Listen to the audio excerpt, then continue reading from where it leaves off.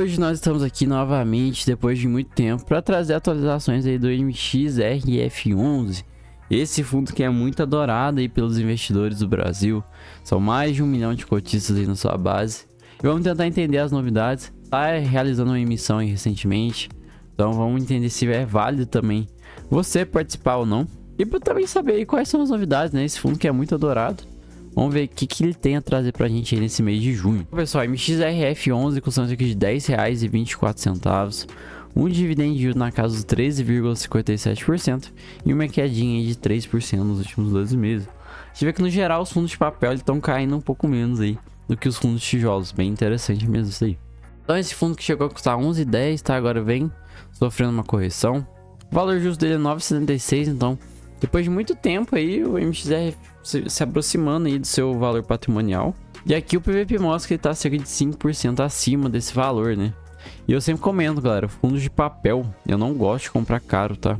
Eu sempre tento comprar igual a R$1, né? O PVP igual a 1 ou menor que isso. Não julgo que é válido você comprar fundo de papel acima do que ele vale. A gente tá falando de papel, tá?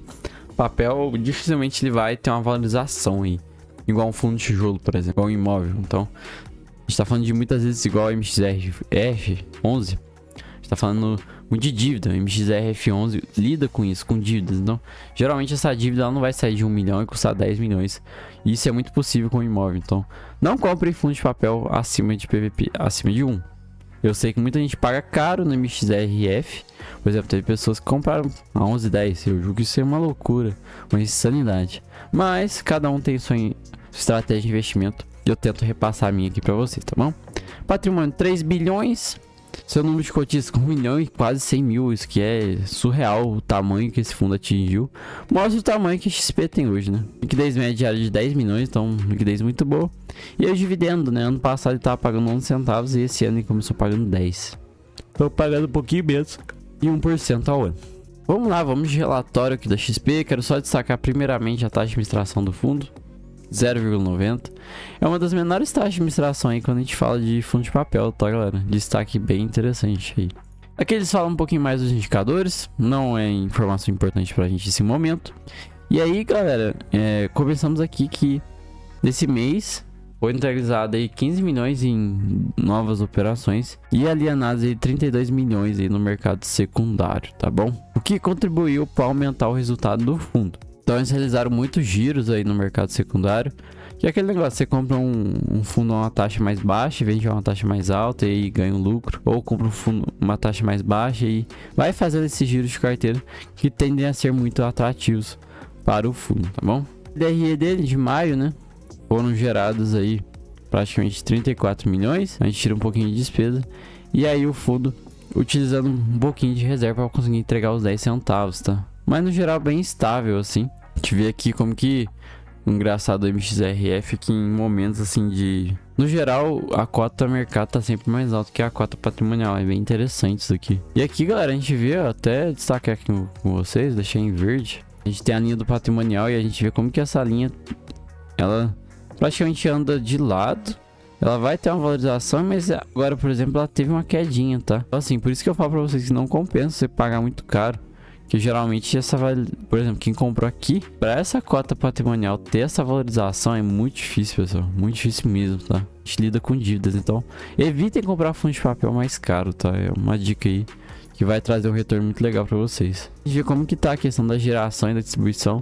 No geral, o fundo tá gerando muito próximo aí do que ele distribui, então isso é bom. Gosto disso, que o fundo gere o que ele distribui, não fique dependendo aí de vender imóvel, vender coisas para conseguir gerar lucro, tá? Então, gerando fundo de papel, na maioria das vezes ele vai gerar o mesmo tanto que ele distribui, tá, pessoal? Nos fundos de tijolo a gente tem essa margem um pouco maior. Aqui o resultado, né? A gente vê como que a maior parte da receita vem de CRI e de fundo imobiliário. Legal que hoje o MXRF consegue vencer aí a maioria dos indicadores aí, quesito rentabilidade, isso é bom. A gente vê que hoje a cota tá sendo um pouquinho negociada com o ágio, tá? Mas se você vai pra casa e praticamente IPCA mais 8, muito boa.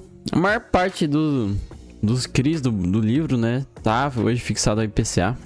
Hoje tem 77% em CRI. Também tem alguns FIs, né? A gente tem o SPVJ, o GARI. São alguns fundos imobiliários que o fundo tem na carteira, tá? E aqui a gente tem as movimentações desse mês. Então onde criou aí CRI Gave Porto, valor de 10 milhões, IPCA mais 9,75. E o CRI MRV em cash, 5 milhões, IPCA mais 11, tá? Taxas bem mais altas. Então o fundo adquirindo aí alguns CRIs de mais risco aí pro portfólio, tá bom? Então a gente vê, né, que de fato o fundo tá buscando esse risco mais alto. A taxa média da carteira é IPCA mais 9 ao valor a mercado. Assim, é um risquinho mais alto, pessoal. Tomem cuidado, tá? Se a gente tivesse falando um pouquinho mais de segurança, mas por incrível que pareça, por exemplo, CDI mais 2,66 já é uma taxa mais segura. Eu digo hoje que o MXRF tá no risco médio a alto, tá?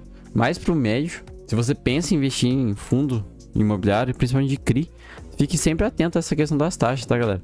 Taxas mais altas vão trazer um risco mais alto e taxas mais baixas, obviamente, mais segurança. Então, entra naquele cálculo de risco e retorno. Você corre mais riscos, mas também você vai ter um retorno maior. E aí foram essas duas operações. O vencimento dos contratos, maioria para lá para 2031. Esse ano são poucos, só 2%, tá? Aqui alguns CRIs que tiveram um problema aí no fundo no passado, mas hoje representa só 0,41%, então assim, é tranquilo, tá? E aqui a gente tem a carteira. É um fundo que no geral não tem muita concentração, a maior operação é de 4%, quase 5%. Taxas médias aí tá em IPCA mais 7, IPCA mais 9. Então é válido ficar de olho que o fundo tem algumas operações de mais risco aqui, tá? Então não saiam investindo em MXRF se você é um perfil ultra conservador. Aí já tem que ir para fundos tijolos ou algo do tipo. Mas se você gosta de risco e quer ter um retornozinho um pouquinho melhor, aqui também pode ser uma boa alternativa. Bom, e aqui ele vai detalhar cada uma das operações. Acho muito válido se você pensa em investir, ler um pouquinho, pegar o código também do CRI, dar uma olhada como é que tá a questão da saúde da empresa.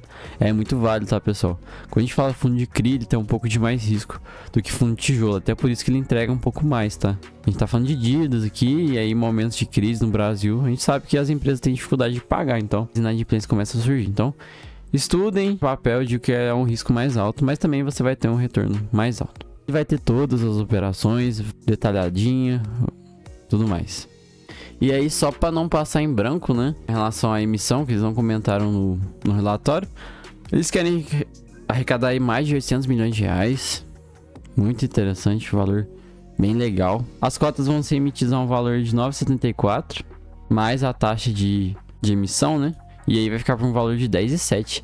Bem válido, tá? Porque hoje, por exemplo, a cota tá em 10 e pouquinho. Então você consegue comprar ela com um pouquinho mais de desconto. Bem próximo aí ao patrimonial, tá? Interessante que o público-alvo, né, vai ser investidores no geral, então... Mas no geral a emissão bem interessante. Depois recomendo que vocês analisem, leiam o documento da oferta para entender um pouquinho mais sobre ela. Mas que vai trazer aí mais um ganho de patrimônio pro fundo. Vai ajudar a crescer bastante. Então, no geral é isso, pessoal. MXRF sem muitas novidades. Só a questão da emissão mesmo. Valor bem interessante que eles querem captar. E aí vamos aguardando, né? Vamos ver os próximos meses como é que vai ser essa questão. Se vão conseguir arrecadar tudo que eles querem. E aí a gente vai acompanhando, tá bom? No geral é isso. Espero que vocês tenham gostado. Tamo junto. Até a próxima e falou!